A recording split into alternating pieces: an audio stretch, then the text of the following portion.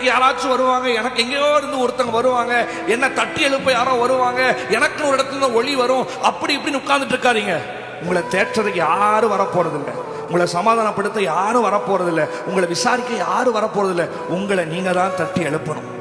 தாவீது சோர்ந்து போன நேரத்துல, நான் என்ன செய்வேன்னு தெரியாது இருந்த நேரத்துல, சங்கீதம் 103 1வது வாசி பாருங்க. அது சொன்னாலே எல்லாரும் சபை முடிகிற ஞாபகம் தான் வரும். ஆனா அங்க தாவீது சொல்றான், என் ஆத்துமாவே கர்த்தரை ஸ்தோத்தரி. ஏன்னா நான் எனக்கு என்ன செய்யறதுன்னு தெரியல, என் ஆத்துமாவை யார் எழுப்புவாங்கன்னு தெரியல, என்னுடைய காரியங்களை யாரு தட்டி எழுப்புவாங்கன்னு தெரியல, எனக்குன்னு யாரும் வரப்போறது இல்லை. அதனால நானே எப்பெல்லாம் சோர்ந்து போறனோ அப்பெல்லாம் என் ஆத்துமாவே நீ கர்த்தரை ஸ்தோத்தரி, என் ஆத்துமாவே நீ ஏன் கலங்குகிறாய், ஏன் திகைக்கிறாய் என்று அவனே அவன்கிட்ட பேசிக்குவான். உங்களுக்கு நீங்க தான் பேசணும். உங்களை நீங்க எழுப்பாம யார் எழுப்புவா?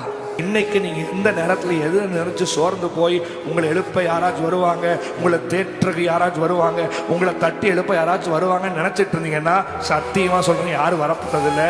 நீங்க தான் உங்க இதயத்துல கை வச்சு சொல்லணும், என் ஆத்துமாவே கர்த்தரை ஸ்தோத்தரி, என் முழுவதும் அவருடைய பரிசுத்த நாமத்தை ஸ்தோத்தரி.